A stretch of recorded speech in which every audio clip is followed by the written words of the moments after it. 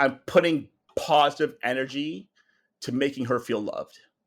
I think that's what is the most important thing, is that my daughter knows every day that she is absolutely totally loved and adored by her dad.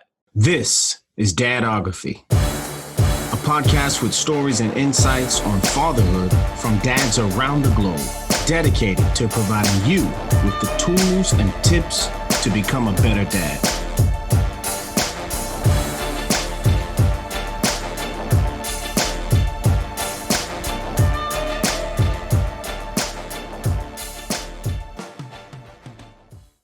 Hey, everybody. Welcome once again to the Dadography podcast. I'm your host, Corey Ward. It's a pleasure to have you here.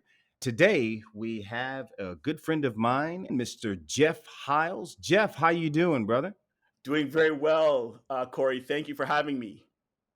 Yeah, it's a real pleasure to have you on. We have been able to spend some time together, our families, and had an opportunity to observe you as a father. And we've had some conversations, and I think just the ability to have this conversation on a public forum or format is something really special, man. I'm looking forward to it. How's everybody doing, by the way? We're doing okay. My wife and daughter are healthy. My wife just got her first shot for the COVID, so we're moving along. We're moving along. That's good, man. Glad to hear it. Well, Jeff, if you would extend to me the courtesy of telling me a little bit about yourself, your relationship status, place of birth, where you live, where you're from, children, profession, all that good stuff, man. Help me to understand and know you. Okay. I am from Toronto, Canada, and my parents are from Trinidad and Tobago.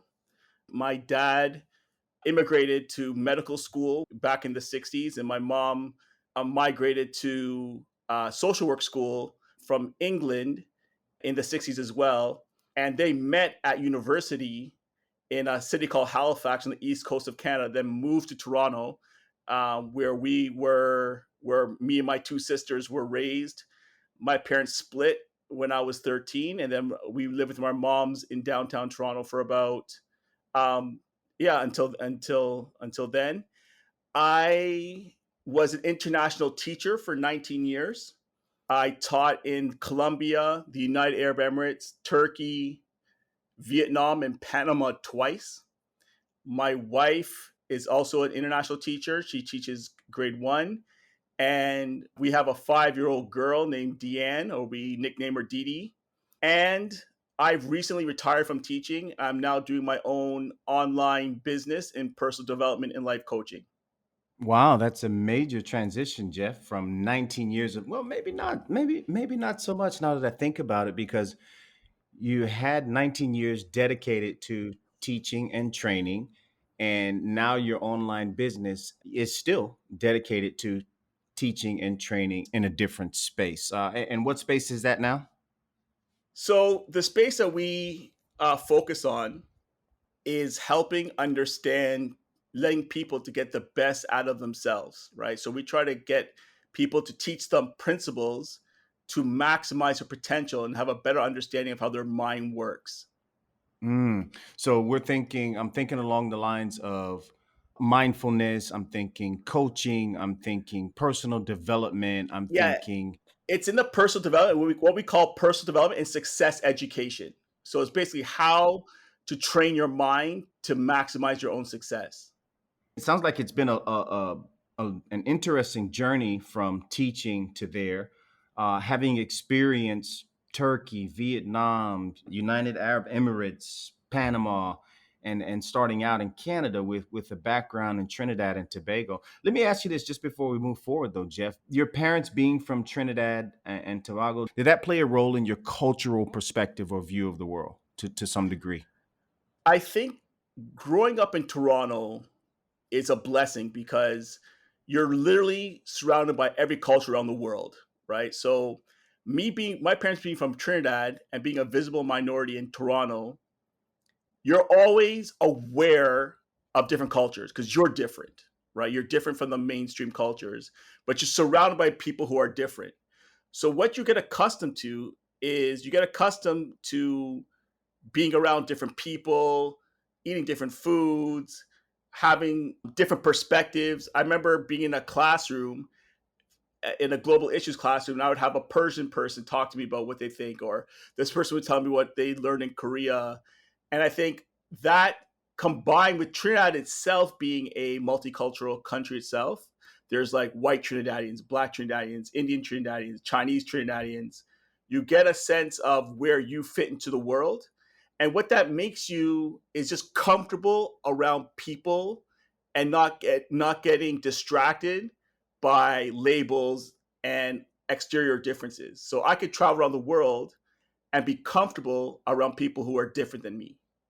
I'm going to assume that that makes you approach fatherhood in a particular way. But before I ask you about that, I'd like to know a little bit about your childhood. Take me back, man. Take me back to Toronto, Canada, and you're, coming of age, a young kid. And I know your parents just said they got divorced at 13, but maybe let's go back before the divorce and just tell me about your dad and your time with him. Well, let's. I'm going to take it one step further back just to give some context, right? So Okay. my dad grew up in a place called Labyrinth Hill in Port of Spain, Trinidad, which is a really rough neighborhood. Very, very poor. He lived in a very impoverished place where 10 of his brothers and sisters lived in like a two-room house. But my dad was extremely smart and really disciplined, right? So he had to kind of develop this kind of maniacal discipline to kind of get himself an island scholarship to be able to get to Canada to study medicine, right? So my dad was very strict and very disciplined as he grew up because that's what he felt was required to be successful. Does that make sense? But my dad also had some, old Caribbean ways of dealing with things, and we me and him conflicted at times, right? There was times where I felt like his perspectives were not applicable for what I was trying to accomplish at the time. And we had a lot of conflict growing up, and the household was tense. It was a tense environment, a lot of arguing, just not a comfortable environment.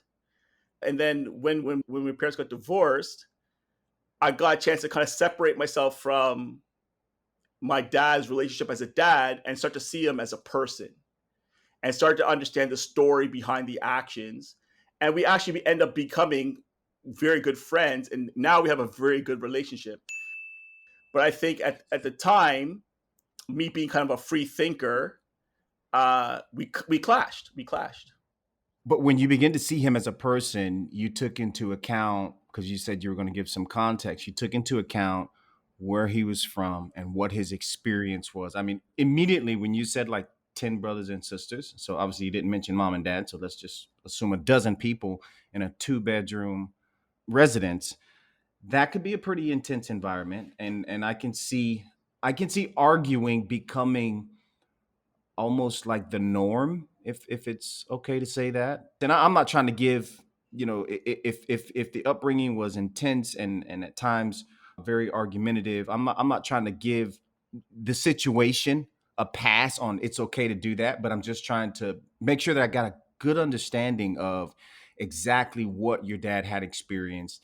And if I'm understanding you correctly, you're saying that when you were able to see him as the person he was that experienced all of the different challenges and hardships that he had to go through to ultimately be able to, as you mentioned, get a scholarship, make his way to Canada. You begin to appreciate him a little bit more. Is that what I'm on to understand, Jeff? Absolutely, because you understand the mindset that created the person instead of just looking at the actions, right? So as we got to talk and we got to like just look at him, I look at him just as an objective human being. I could see like that he had to be that way to get to where he was, right? And then as he matured, and as I matured, we kind of came to a nice comfortable medium, right? Where I could understand like, okay, this is how he had to do it, and I could see that he wanted me to become more disciplined because that's what he felt would be more successful, and I was more naturally a free spirit. So I think we had that type of clash, but I could see that he had the best intentions for me, although sometimes the actions didn't carry that out. So as you get older, I could see exactly what he was trying to do, and that he had a positive mission, but he wasn't able to handle the scars of his past as he was a young parent. It makes sense. You said you were able to at some point see the person versus the actions, right? And when you took into account the actions, you were able to understand that the actions were ultimately the result of the person. That being said, what was the impact that your dad has had on you, Jeff? I mean, was it positive? Was it negative? And whichever way, how so, man? I think that when I was a teenager, right? I I had this rage inside of me that I didn't understand where it's coming from. Does that make sense? Like I had this rage, and where that rage came out in me was on the soccer field. Right? So soccer was my balance, right? So as and I didn't recognize it, but my all my coaches be like, "Man, like you're like an animal out there." And once I understood kind of like how to manage that aspect of me, and I had that outlet to kind of help me guide myself through it, I was able to kind of be at a peace and find my own space, right? To be comfortable in my own skin and to kind of start thinking clearly for myself and not reacting out of this emotion I had inside of me, right? Right. As a older teenager and as a young adult, I was able to learn some real valuable lessons from his experiences, right? I was able to learn about internal strength and handling adversity and learning how to say no when the world wants you to say yes, right? Which is always something you used to always say, like that success comes from you being able to say no. And that's why I'm a person that never took drugs, right? Because I was able to say no, right? I was able to think for myself, right? I was able to to be creative without feeling the pressures of going along with the society or going along with the prevailing thought, right? And I think that's something I Right. got from him, because if he in his world as a young kid, he used to study under the lamppost in Trinidad because his father was a cop in Trinidad. And I'm not sure if you know, but in those days, in the 40s and 50s, cops had it really rough, and it was a really rough existence. So he wasn't really right. So his relationship with his dad was really off, right? Okay. So so my dad had to study under the lamppost on the streets to be able to do well, because his father would get angry with him and turn off the lights in the house, right? Really? Because yeah, his father wasn't right. So my dad had to have that level of discipline to be able to make it, right? Yeah. Yeah. I'm definitely starting to see the person. As you're putting together all the pieces of a person, you realize that the person that I had issues with when I was a kid, there was deep rooted reasons for it. And if he wasn't that way, he wouldn't have been able to get to where he was. Yeah. So I think for me, the impact it had on me was to establish to be disciplined and to be able to think for myself. Yeah. That's a good impact. The fact that he was able to encourage you, even though it was it sounds like it was a long road, but he sounds like he was able to encourage you to implement discipline for yourself, and that's major. But it sounds like your dad had, if I had to guess, I'm gonna say that's a positive impact. I think another thing too that it taught me was, like, as I reflect on the whole experience, is to understand that a lot of times people are doing the best they can, Hmm. right? And I think that's one thing I came to realization, was that my dad did the best he could. It wasn't that he was a bad person, right? It was just that for the times, in the early 80s and the late 70s, that is what he thought was the best at that time. Okay. Okay. And I think that's an important thing to do, because sometimes we always judge people and understand, like, okay, where are they? And in my life coaching now, that becomes very valuable. Hmm. Hmm. Well, if you had to describe your fatherhood style, Jeff, how would you do it, man? I think it's about principles, right? What I'm trying to focus on is establishing principles that will become part of my daughter's psyche, that will guide her through her life, right? So to me, it's about having established principles and values that you're going to focus on. So, like, one of my principles is to finish what you start, right? So, that's a principle that we believe in. And then I think also, in terms of my actual day to day, is to really enjoy her. I always want my daughter to feel that my time with her is the best time of my day. Mm. That is pretty significant. That's significant. That's for me, and excuse me for interrupting, but that is significant because, on occasion, I definitely set aside one-on-one time with my kids, right? But I don't think conceptually it has been at the forefront of my mind that I would like for them to feel as though my time with them is the highlight of my day. That I'm thinking, trying to look at the coin from the other side. That would be a pretty good feeling to have your child to have towards you. That's pretty amazing. And one of the things that is, because my daughter's an only child, Okay. right? Mm-hmm. I have to play the role of father, but I also have to be the role of playmate, right? Right. So there's times where, like, when she's home, I'm her friend. Like, we're playing with her toys. I'm the one going swimming with her. Tea I'm the parties. Are you one doing that, tea parties, Jeff? yeah, I do the tea parties. I dress up. I do all that stuff. And, I do my imagination. The other day we were like coloring, and I have to do it with her. So she has her painting. I have my painting, right? Because Okay. I have to play that role of the sibling. Right. Right. So I have to be the father and a sibling. And so I always want her to feel that I am having a blast.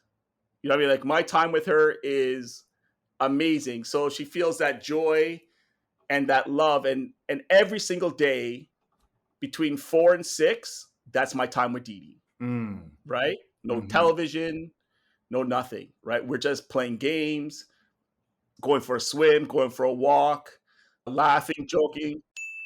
Is that a time where you unplug as well? I know you said no TV, but is that like, somebody sends you a message on, one of these messenger programs? Is that a time when people can kind of expect to not catch you? Yeah. Okay. Yeah. Okay. I actually don't have my phone on me, right? During Like, that when I'm time. with, Awesome. no, my phone's upstairs. And I find psychologically not having the phone frees up my mind because Mm. like, I know I can't connect with anything. You know what I mean? Right, right. And then you feel like if you have it with you, what does it take? One little bling bling.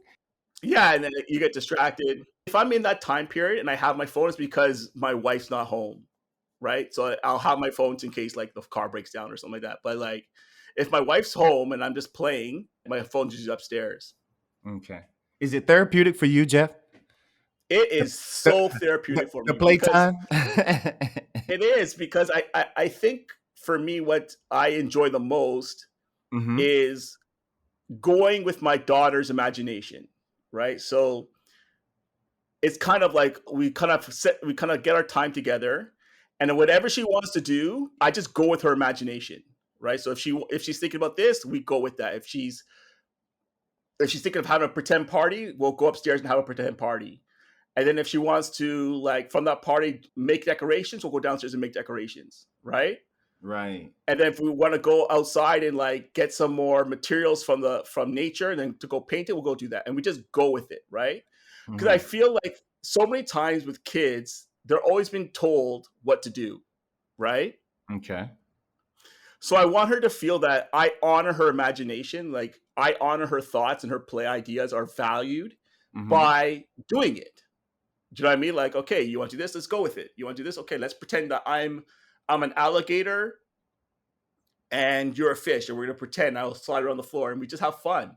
Right. And I think for me is to make sure that she sees me laughing with her, she sees me enjoying with her, she sees me tickling her, she sees the joy that I have with her. I think that's very important, right? Mhm. Mhm.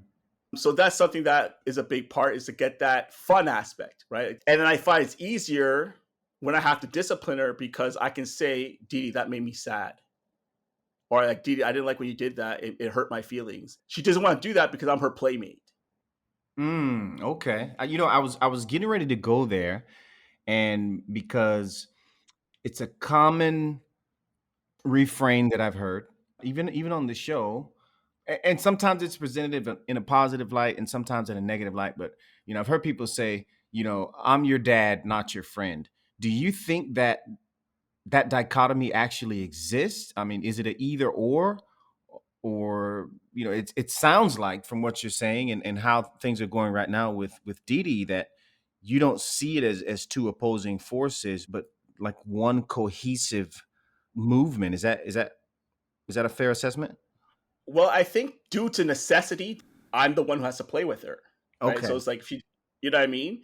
But I kind of look at it as like, as a parent, you have different roles, right? Like you have the role of like, sometimes you're the doctor, sometimes you're the referee, sometimes you're the counselor, sometimes you're the teacher, like, and then sometimes I'm the playmate, right? Right. That's just part. It's just one of the roles I have to play. You know what I mean? But you just do the roles necessary. If she hurts her knee, then I become the doctor. You know what I mean? If she gets in an argument with her mom, I become the referee. Like, you just, you know what I mean? If she gets sad, I become the counselor. You just play the role that's required. Right. Well, taking into the account the experience you had with your dad, right? How do you think that directly impacted the way that you father? Again, whether it was positive or negative, in terms of the way that you now reflect what had been impressed upon you. What do you think is the effect that he had on you and the way that you parent today? I think that, yeah, like I think for me, my parenting style has to do more with not necessarily like reflecting on what my dad did or did not. I think my dad did the best he could with the time and resources he had. And my dad worked a lot, right? So he was busy all the time growing up. I think for me, I always wanted to make sure that I had lots of time with my daughter and create, and I'm very conscious of creating memories because this kid's growing up so fast, man. She's Right, growing so right, fast.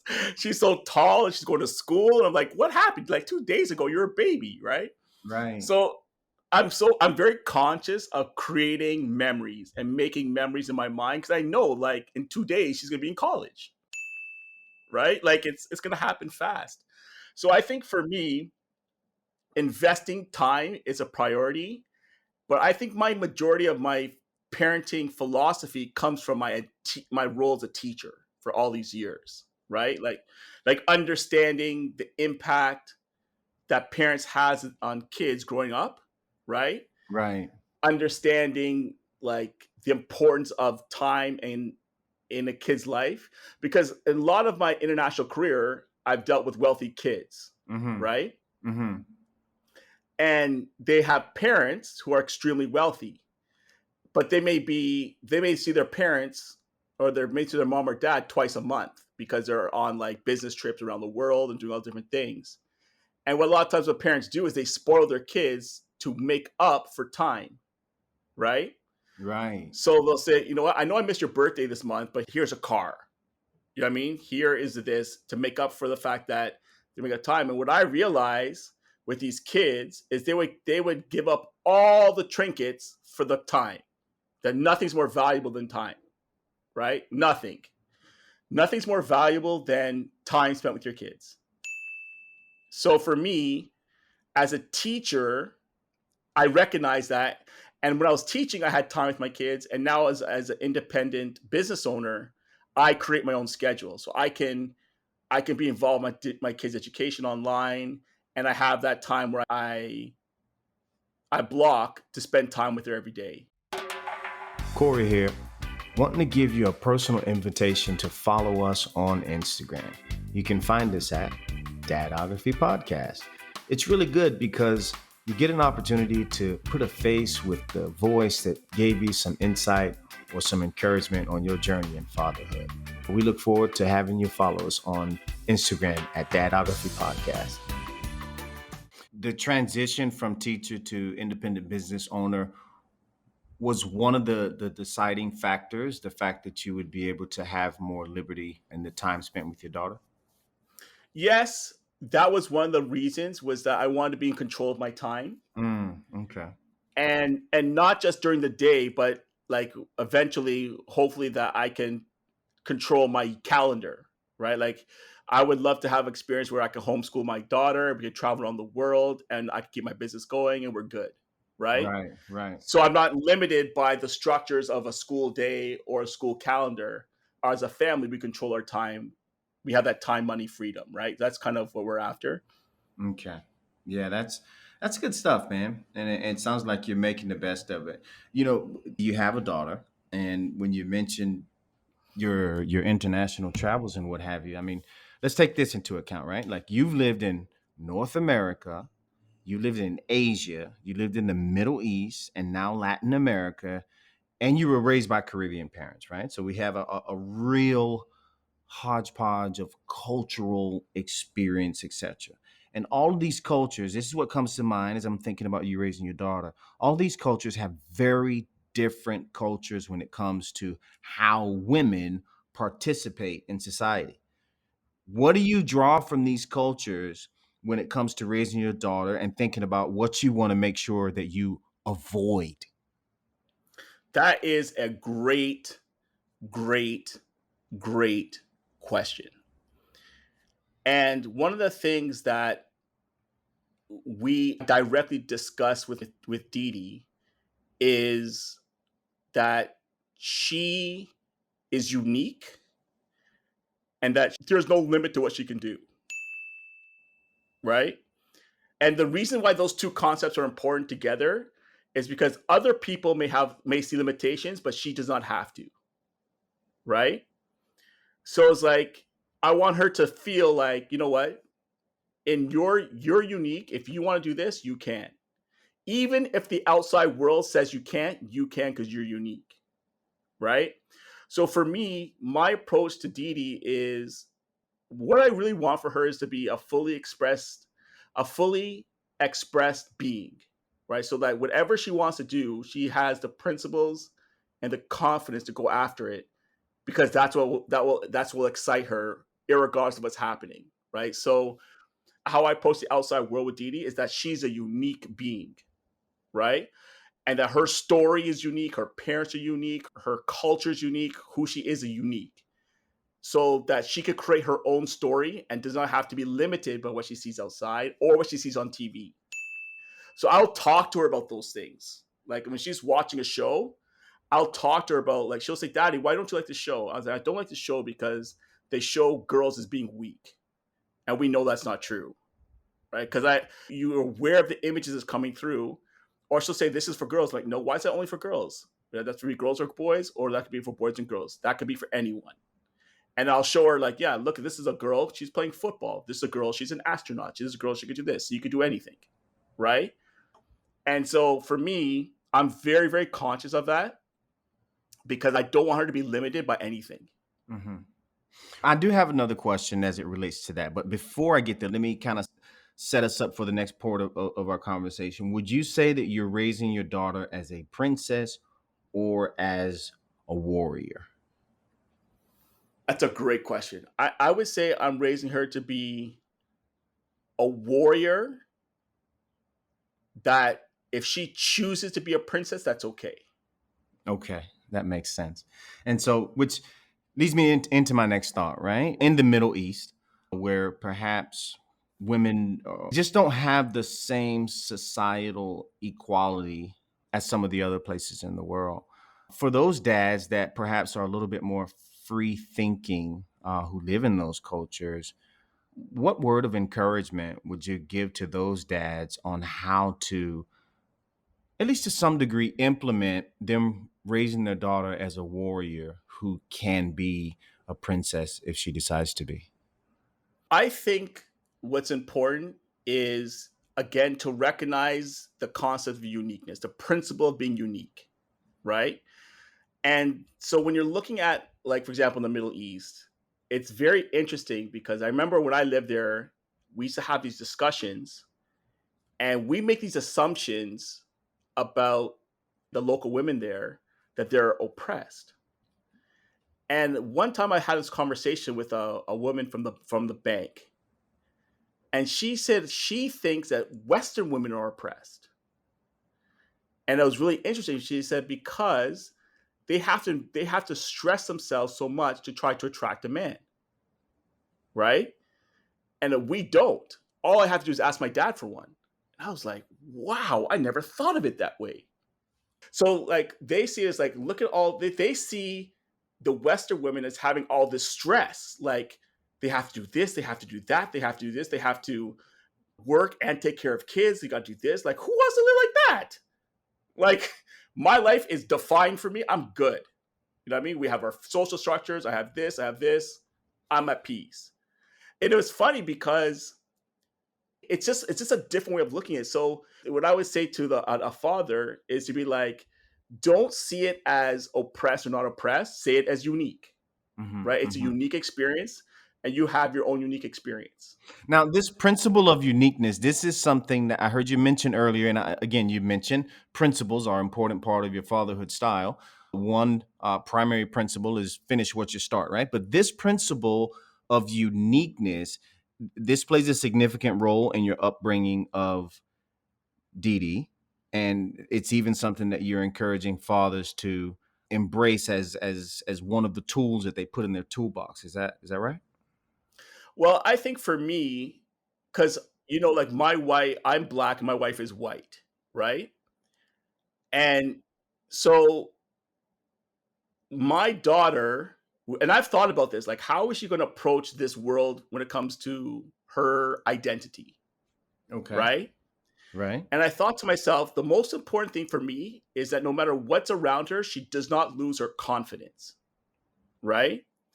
So for me, I was like, the idea of like when I want her to be like she's unique. So when she starts seeing people like, Daddy, why are these people different than me? You can say they're just unique, just like you. Everyone's unique, right? Everyone has their own story. Everyone's unique. That's a principle that you can use to start debasing all of these labels around her, right? Mhm. And I think what it is like when you that idea of uniqueness, it empowers you to set your own sail, right? To walk your own path. And I get that from my dad as well. He set his own path that was unique to his own what the story he wanted to write, right? Right. So for me, that's what it does for you. It allows you to be like, you know what? I'm unique. I don't have to follow, right? I don't have to because that person's unique. That person's unique, and their story doesn't have to be mine. And their story doesn't have to be mine. I can create my own story, right? So and it's what's interesting is traveling around the world, and I've not just lived in countries, but I've traveled to visited about 73 countries around the world. Okay. And what you learn is often talk about we look at personalities, we look at clothes and religions, and with the what I like to talk about principles is they cut through all that stuff, right? And when you work with people and you work with different kids and different parents and you travel different places, you could cut through the labels and deal with what's the core of the human experience, right? Mhm. When you can get to that, it's very empowering because you're focused on what matters and what everyone can connect to, right? And so that's why like the concept of uniqueness is one of those principles that everyone can connect to, right? So you can look for the uniqueness in other people and appreciate that without judging them and without judging yourself. That's why I think it's such an empowering principle. Well, I'll tell you what, that's something that I'll definitely be including into my toolbox, the principle of being unique. As a life coach, do you find yourself bringing aspects of work home? In other words, from being a life coach, do you bring that experience into being a father? Absolutely. Because what I'm basically doing when I work with clients, either personally or if we are working with our products, is I'm trying to clear away the stories in your head that are unproductive, right? So a lot of people will have stories in their head that I'm not good enough, I'm lazy, I'm this. When something happens and it triggers a story in their head, I'm trying to clear them so they can be their best selves. That's the overall idea I'm trying. I'm trying to clear your limiting beliefs, right? Mhm, mhm. And that's because I'm dealing with adults who've had these limiting beliefs for 30, 40, 50 years. So as a parent, I'm conscious of not creating those limiting beliefs in my daughter. Does that make sense? Yeah, that makes perfect sense. So I'm conscious. I don't want to be the reason she's saying she's not good enough. I don't want to be the reason why she's saying she can't do it. Right. So I'm conscious of the conversations I have with her. I want her to feel like I'm the most important person in the world. I can do it if I put my mind to it. If I don't do it, okay, it's okay. I'll try again. And for her to become the two qualities that I think are the most important part, which is I want her to be an empathetic person and resilient. So for me, that's what the life coaching does. So instead of her having to go to a life coach when she's 25 years old because I put all these stories in her head, she can then just be her best self. So that's my approach. We'll see how we do. Check back in 30 years. All right. I hear you, man, for sure. We'll see how it goes. Well, that's what's going to bring me to a new segment of the show, Jeff. And this segment, we're gonna, begin to have it ongoing on the episodes from here moving forward. And that's the self-assessment, where we take a look at ourselves and see how we're doing as it relates to fatherhood. What are some of the fatherhood challenges you faced, Jeff, and what are you doing to overcome them? I think for me is to consistently practice what I preach. Mhm. That's the most important thing. I need to be more consistent in being an example of the principles I want my daughter to follow, right? Because your example is a lot more stronger than your words. Right. And that's just something that I just gotta work on my daily method of operation and make sure I'm consistent with it. And then I explain to her why I do what I do.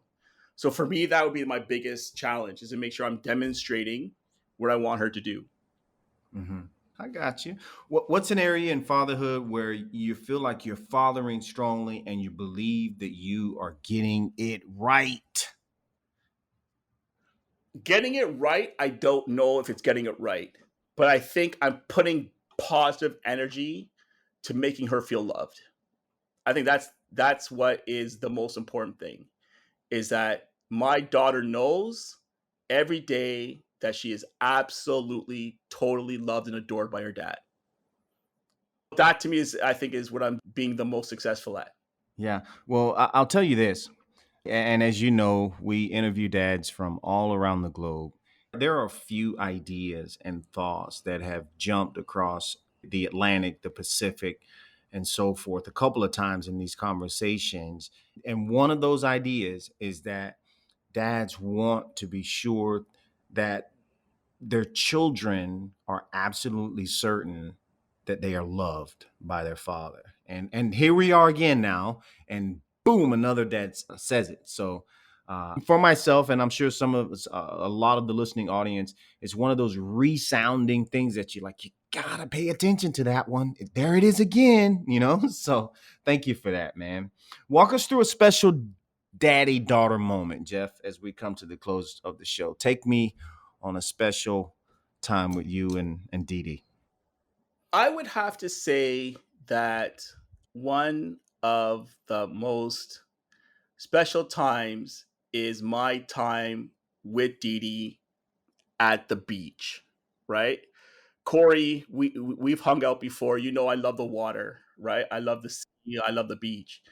And when I was in Vietnam, because my daughter was born in Vietnam, we went Okay. to this island called Phu Quoc, and it was my birthday. It was my birthday, and we went to this kind of like this beach resort. And the first time I saw my daughter play in the beach, Okay. and like she's putting her hand in the sand and she's putting her feet and she's just enjoying the sea so much. It was just me and her, and I remember I'm carrying her in the sea and just seeing her enjoy the waves because it made me feel like, yeah, this is something me and her are going to enjoy for the rest of our lives together, right? And I was so excited that she loved the sea and that the water and the ocean are her friend. I remember seeing you guys play in the water, and she totally looked at home. Yeah, And I remember when my daughter first came from the hospital, she was like 4 days old, and I wanted to take her to the pool. And Kathleen, my wife, is like, Jeff, you can't take a 4-day old to the pool. And I'm like, why not? Right. But yeah, so for me, I always wanted the water to be your friend. So under self-assessment, Jeff, we're going to take that little portion and put that in the got it wrong section. All right. Yeah, that's for sure. That's for Oh sure. man. She's like, Jeff, there's chlorine, there's chemicals. You can't do that. I'm like, why not? Oh man, I tell you. Well, Jeff, I tell you what, man, it's been a pleasure conversing with you. I'm going to walk away today with the idea of the importance of principles in the upbringing of children. I'm going to walk away with the idea, even though you utilize this as it relates to your father, I'm going to utilize this as it relates to my children. And that is give thought to the person, even when you see the action.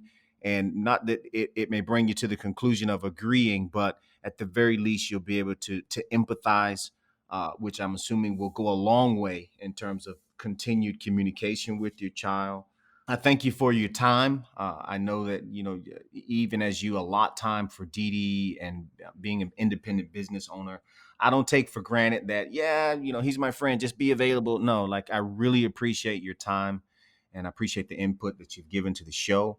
I'm definitely going to walk away a couple of inches taller as a dad, man. So thank you for coming on to the Dadography podcast, Jeff. It's been a real pleasure to have you.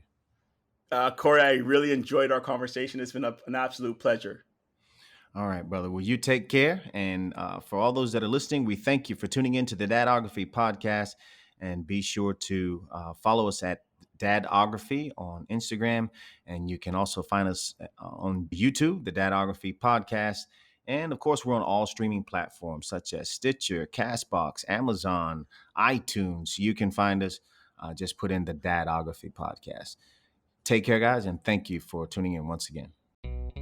My toolbox, knowledge base, and arsenal have been upgraded after this conversation.